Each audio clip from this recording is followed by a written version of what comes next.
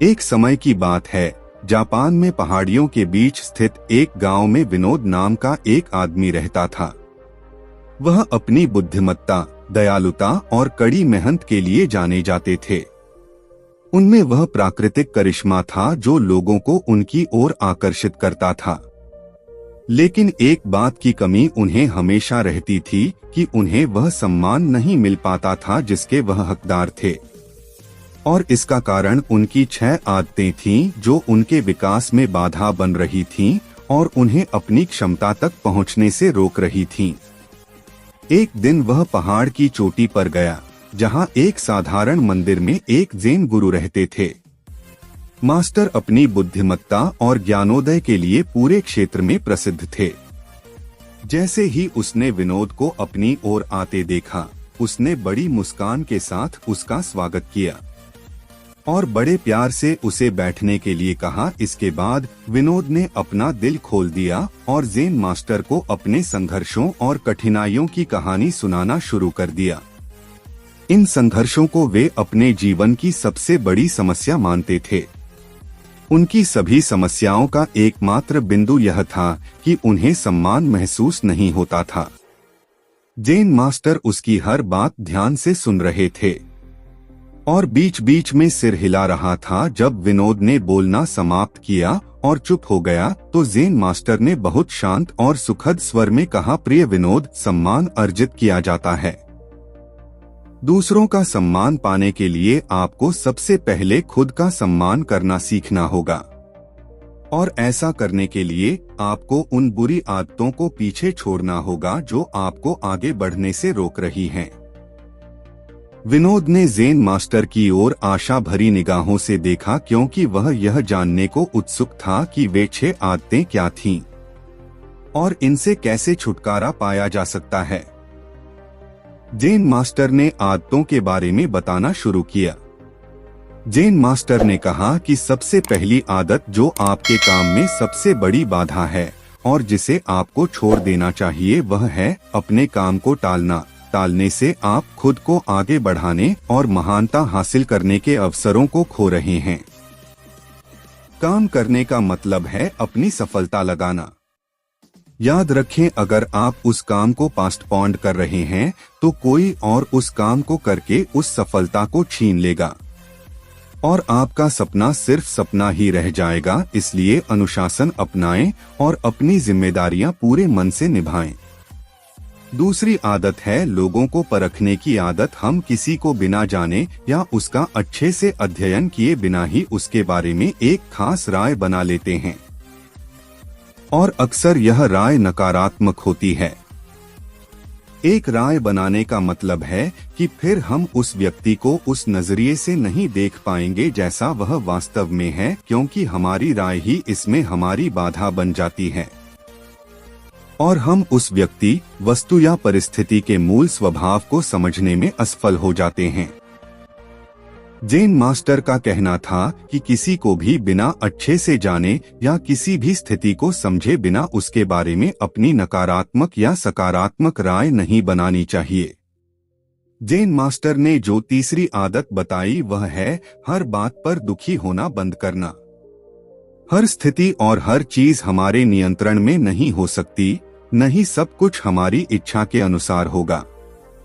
हमेशा कुछ न कुछ ऐसा होगा जो हमारी इच्छा के विपरीत होगा। इसीलिए जो चीजें आपके नियंत्रण में नहीं हैं और जिनके लिए आप कुछ नहीं कर सकते, उनके लिए दुख महसूस करना बंद करें। चौथी आदत है ईर्ष्या और द्वेष को दूर करना। अपने अंदर किसी भी शिकायत या असंतोष को दूर करना। अनावश्यक ईर्ष्या और क्रोध मन में रखकर हम अपना ही नुकसान करते हैं। इससे हमारे भीतर भय और शंका उत्पन्न होती है जो बुद्धि को प्रदूषित कर भ्रम और भ्रांति पैदा करने लगती है। इससे किसी भी काम में सफलता नहीं मिल पाती है। इसलिए जितनी जल्दी हो सके खुद को इन नकारात्मक आदतों से दूर कर लें। पांचवी आदत जो आपको छोड़ देनी चाहिए वह है दूसरों को दोष देने की आदत। किसी भी गलती के लिए दूसरों को दोषी ठहराना बहुत गलत है। इससे समाज में हमारी बहुत खराब छवि बनती है और हम अपनी गलतियों से सीखकर आगे बढ़ने की बजाय अपनी गलतियों को छिपाने और दूसरों को गलत साबित करने पर ध्यान केंद्रित करते हैं। जब हमारे साथ कुछ अच्छा होता है तो हम उसका श्रेय लेना नहीं भूलते, लेकिन अगर कुछ बुरा होता है तो हमें इसका श्रेय खुद को भी देना चाहिए। दूसरों को दोष देना असफल लोगों की निशानी है। असफल लोगों की आदत होती है कि वे अपनी असफलता का ठीकरा दूसरों पर फोड़ते हैं। कई बार ऐसा होता है कि किसी और की गलती की वजह से हमारा काम बिगड़ जाता है, लेकिन जब कोई व्यक्ति अपनी असफलता के लिए बार बार किसी और को जिम्मेदार ठहरा रहा हो तो समझ लें कि यह किसी और की नहीं बल्कि उस व्यक्ति की खुद की गलती है। अपनी गलतियों को स्वीकार करने से हम छोटे या हीन नहीं हो जाते, इसलिए किसी और को दोषी ठहराने से बेहतर है कि हम अपनी गलती स्वीकार कर लें और इससे सीखकर आगे बढ़े। छठी और आखिरी गलती है दूसरों से तारीफ सुनने की आदत। हम अक्सर दूसरों को दिखाने के लिए कुछ न कुछ नया करते रहते हैं। हर चीज के लिए हम चाहते हैं कि लोग हमारी प्रशंसा करें। उन्हें हमारे बारे में अच्छा बोलना चाहिए और हम जो भी थोड़ा बहुत काम करें उसकी लोगों को प्रशंसा करनी चाहिए। अगर किसी बात के लिए हमारी आलोचना की जाती है तो हम बहुत दुखी हो जाते हैं और इस तरह हम लोगों के हाथों की कठपुतली बन जाते हैं। इसीलिए हमें दूसरों की प्रशंसा की कोई आवश्यकता नहीं होती है और वैसे भी लोगों की प्रशंसा खोखली होती है जो हमें एक पल में आसमान पर ले जाती है और अगले ही पल जमीन पर पटक देती है। इसलिए हमें लोगों की प्रशंसा और बुराई तथा हमें क्या पसंद है और क्या नापसंद है इससे प्रभावित नहीं होना चाहिए।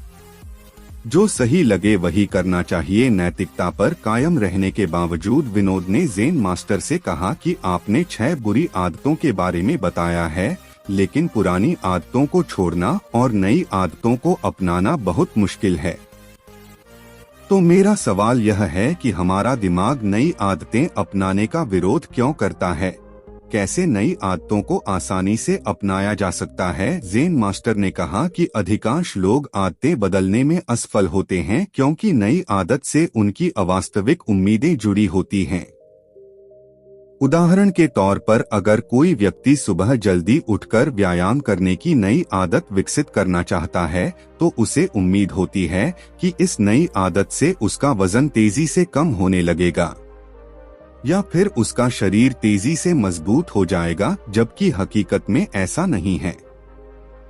इन दोनों परिणामों को प्राप्त करने में समय लगता है, लेकिन हमारा दिमाग पहले ही तय कर चुका होता है कि परिणाम क्या होना चाहिए और जब परिणाम हमारी उम्मीदों के अनुरूप नहीं होते तो हम निराश और दुखी हो जाते हैं और अपनी पुरानी आदतों पर वापस लौट जाते हैं। लेकिन जो व्यक्ति वास्तविक और सही उम्मीदों के साथ नई आदत शुरू करता है वह दुखी और निराश होने से बच जाता है। आदतें बदलते समय अपने आंतरिक प्रतिरोध पर काबू पाता है। अब अगला सवाल यह है कि आदतों को आसानी से कैसे अपनाया जाए। तो ऐसा करने के लिए 5 सरल नियम हैं। यह 5 नियम जाने से पहले मैं आपसे प्रार्थना करूंगा कि आप अगर वीडियो को अभी तक लाइक नहीं किए हैं तो प्लीज लाइक कर दीजिए, इससे हमें बहुत मोटिवेशन मिलता है वीडियो बनाने में। सबसे पहले अपने विचार लिखें। उन सभी चीजों की पहचान करें जिन्हें आप बदलना चाहते हैं, चाहे बड़ी हो या छोटी। उन सभी को लिख लें। दूसरा नियम, छोटे कदम उठाएं। छोटी छोटी आदतों से बदलाव की शुरुआत करें। इस बदलाव को इतना आसान बनाएं कि आप इसे मना न कर सकें। उदाहरण के लिए, प्रत्येक सुबह की शुरुआत 2 मिनट कृतज्ञता के साथ करें या हर सुबह केवल 5 मिनट ध्यान का अभ्यास करने का निर्णय लें। तीसरा नियम, अपनी आलस्य और टालमटोल की आदत को कम करें। इसके लिए सचेत होकर अपने काम के नतीजों को किसी मजेदार चीज से जोड़ें। उदाहरण के लिए, अपने आप से कहें कि मैं अपना सुबह का ध्यान और व्यायाम खत्म करने के बाद 1 कप चाय पीऊंगा। यानी जब आप अपना ध्यान और व्यायाम का नियम पूरा कर लें तभी चाय पिएं, उससे पहले नहीं। चौथा नियम यह है कि अपने काम को आदत बनने दें, यानी कि जब तक आपकी यह आदत आपकी आदत न बन जाए तब तक दूसरी नई आदत शुरू न करें। जब तक यह आपकी आदत न बन जाए। पांचवी आदत है कृतज्ञता या धन्यवाद का भाव। आप अपने जीवन में जो भी आदत विकसित करना चाहते हैं उससे जुड़ी चीजों के लिए ब्रह्मांड या सर्वोच्च शक्ति के प्रति आभार व्यक्त करना शुरू कर दें।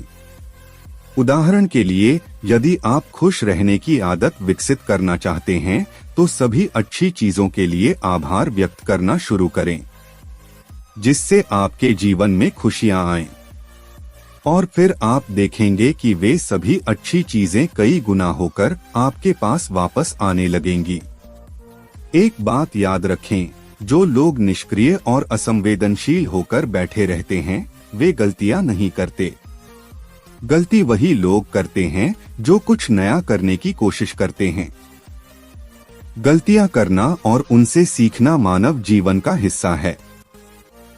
इसलिए गलतियां करने से डरो मत, बल्कि एक ही गलती को बार बार दोहराना भी मूर्खता है।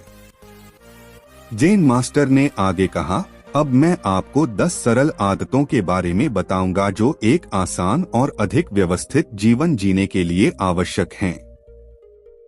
एक बार जब आप इनमें से कुछ आदतों को लागू कर लेंगे तो आप खुद को नियंत्रण की भावना से भर पाएंगे और आप पाएंगे कि आप बिना थके और अधिक काम कर रहे हैं।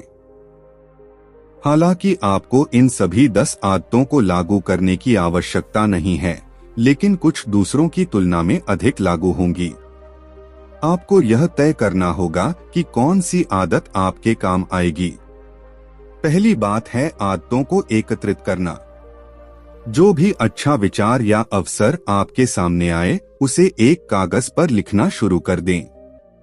अपने पास एक छोटी सी डायरी रखना शुरू करें। दूसरी आदत, जब आप सारी जानकारी और हर चीज इकट्ठा कर लें तो उसके बारे में ठीक से सोचें और फिर निर्णय लेने में ज्यादा देरी न करें।